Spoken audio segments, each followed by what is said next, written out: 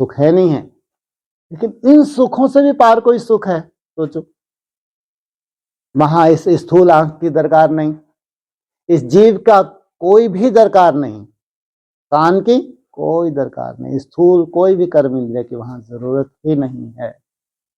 जितना बड़ा देह अभिमान होगा उतना ही जास्ती वो किससे, देह से ही सुखों को भोगेगा। जितना बड़ा देही अभिमानी होगा उतना ही जास्ती सुख भोगने के लिए क्या चाहिए, इंद्रिय चाहिए। अब तुम इंद्रियों से पार कहां जाते हो, भ्रुकुटी में इंद्रियों से पार कि मैं देह हूं ही नहीं, मैं क्या हूं, मैं ज्योति स्वरूपात्मा हूं।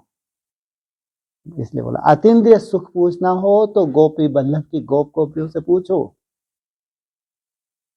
इतना बड़ा टारगेट है तुम्हारा। अगर केवल अष्टदेव की बात होती तो कोई खास बात नहीं, उनको तो नसीब में है, संगम युग खत्म होते होते उनको रिजिमिनेट करके एक नया टारगेट श्रृंगार करना ही है। लेकिन जब 16,000 की बात आएगी तो बाप को कितनी तीव्र गति की सेवा करनी है। इसलिए हम कह सकते हैं हमारे पास कितने इंजन हैं, 2 इंजन हैं। क्योंकि चढ़ाई बहुत ऊंची चढ़नी,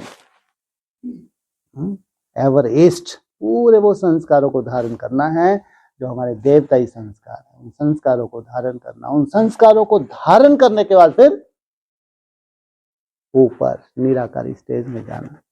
जब तक तुमने अच्छा सोचना नहीं शुरू किया है, पॉजिटिव थिंकिंग नहीं आई है, शुभ भावना शुभ कामना नहीं है, तो खंडित हो, इम्प्योर हो। इसलिए बाबा ने भी बोला है ये कोई प्योरिटी नहीं है, ऐसी प्योरिटी तो लाखों हैं। क्या साधु सन्यासी प्योरिटी को धारण नहीं करते क्या? करते हैं। ब्रह्मा कुमार कुमारी प्योरिटी को धारण किया हुआ है, साधु सन्यासी ने किया। हर धर्म में प्योरिटी को महत्व दिया है, कोई बड़ी बात नहीं। लेकिन तुम इतना शुद्ध हो जाओ, किसी के प्रति भी तुम्हारा ऐसे संकल्प ना हो, शुद्धता ना हो, ईर्ष्या द्वेष ना हो, ईर्ष्या द्वेष से मुक्त हो जाओ, समान भाव, एक सा भाव सबके प्रति, आत्मा आत्मा भाई भाई से स्टेज तक जाना, ये है प्योरिटी।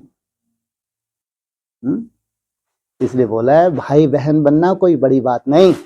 प्रजापिता ब्रह्मा की संतान क्या हो तुम, भाई बहन। लेकिन भाई भाई निराकारी स्टेज में कौन सा टाइटल मिल जाता है, शिव वंशी।